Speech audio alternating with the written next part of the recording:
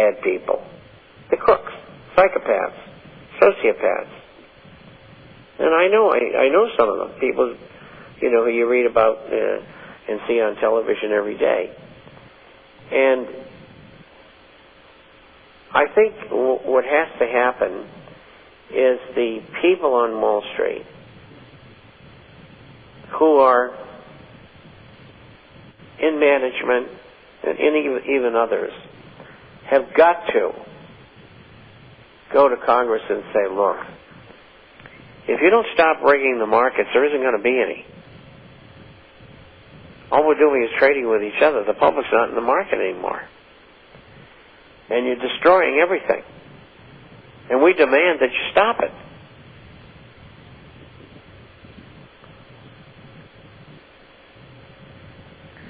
One of the questions that came in, and you fairly answered this, was, he was really surprised that gold actually went down due to the announcement of this. He expected that it should have gone up, and that was from Jan.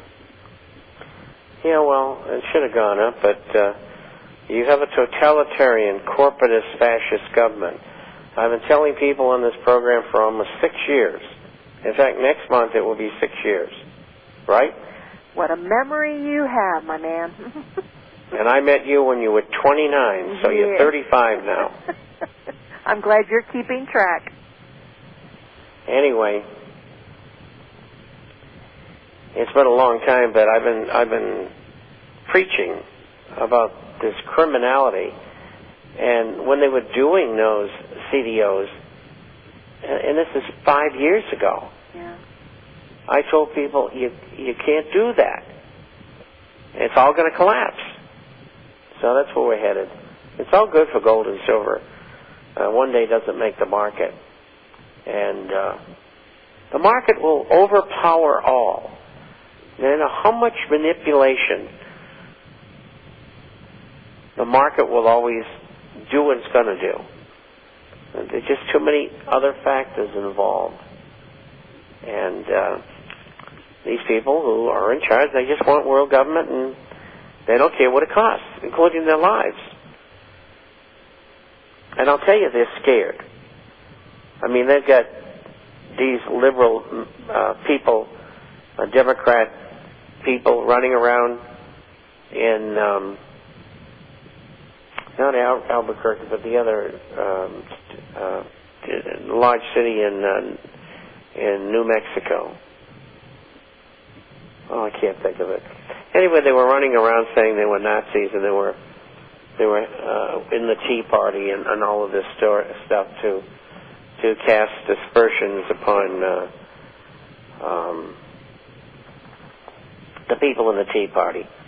And for all intents and purposes, already the Tea Party's been taken over by the Republican people. Let's put it that way. And it's a disaster. Its effectiveness is going to wane. And I'm sorry to see that, but the Republican hierarchy are nothing but a bunch of criminals, just like the Democrats. And you're going to go through the same thing again if they get you to redominate so-and-so again by, giving somebody who's a Republican who is in office by voting for them and putting them back in. Don't have short memories. The Reagan administrations were disastrous. This one's worse, but that doesn't make any difference. Unbelievably disastrous. And you've got to vote for people who are not party hacks. You got to get fresh people in there, no matter how dumb they are. You got to keep these people in Congress from getting paid off. And you do that by changing, for openers. Changing by throwing these people out of office. It's the only chance you got. A lot of people don't think that's going to work.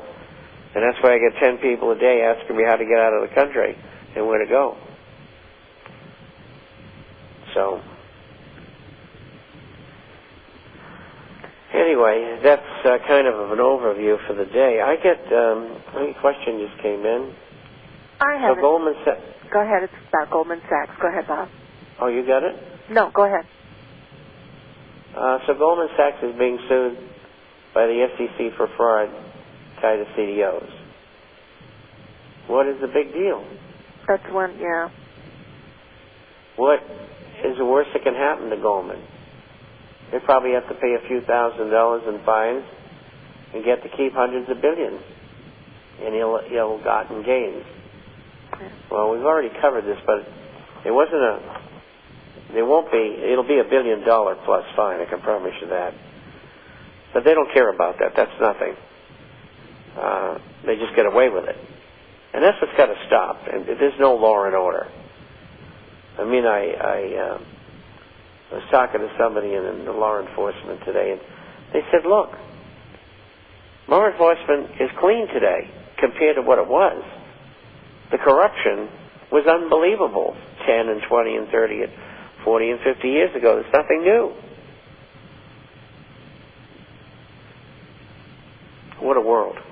What a world. Every country's got the same problem with governmental employees, law enforcement and armies. They're there to grab all they can get. You know, Bob, I'm not one to believe in coincidences, and there's been so much discussion about these earthquakes. Maybe we're just going through a period of time where the Earth is just reacting to, the polar caps and so forth, the magnetic poles and everything. But this question came in yesterday, and I believe listeners are aware of the volcanic situation with Iceland. I mean, that's got to put a big damper on the European countries. But the question came in yesterday from CB. He has an interesting subject for comment rather than a question. He read in BBC Portal, the Spanish version, that this Saturday the citizens of Iceland are going to vote whether they pay through taxes. Of course, the foreign English and Dutch investors who lost money in the Icelandic banks. I don't believe in coincidence, Would you like to comment and also comment? Well, it's a distinct possibility. I mean, there's just no two ways about it. I mean, I even find Did the United States or Great Britain use HARP on Iceland? Probably. You'll never be able to prove it, but probably. I mean, this is the kind of people you're dealing with. They're animals.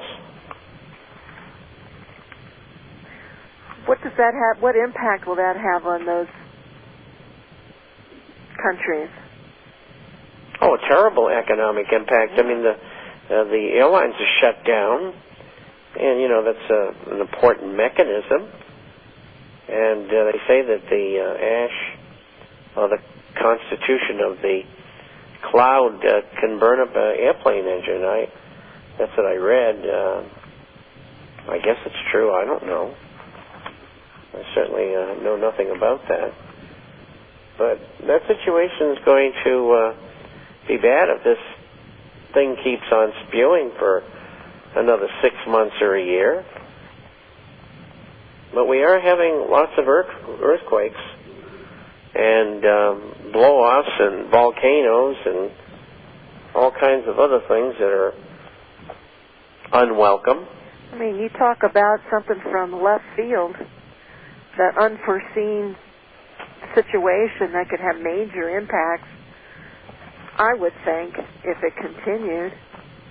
Well, I call them untoward events.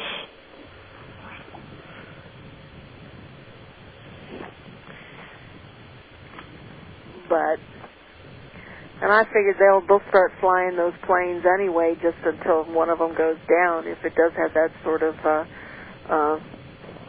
if that sort of situation can happen. I mean, they can't keep these planes down forever. I mean, I can't imagine them keeping them down for 6 weeks if it's fused just for 6 weeks. Who knows? I don't know how they could convert. I was told that all the planes coming from Europe into the States go right over Iceland. And that is true. It's kind of a gateway, and I used to take Icelandic Airlines all the time to Europe, back and forth from New York City on those very dependable DC-6Bs, the old prop planes, and sometimes that could be a pretty rough ride over the Atlantic. But I would go to Reykjavik from New York, and they'd refuel and go to Luxembourg. And it was $100 each way, so it was a pretty good fare. I think the plane held about 60 people, maybe 40, I don't know, I can't remember. But I do remember one time we flew into Reykjavik, and I know that's not the right pronunciation, but you know what I mean. And blinding snowstorm. So they land the plane,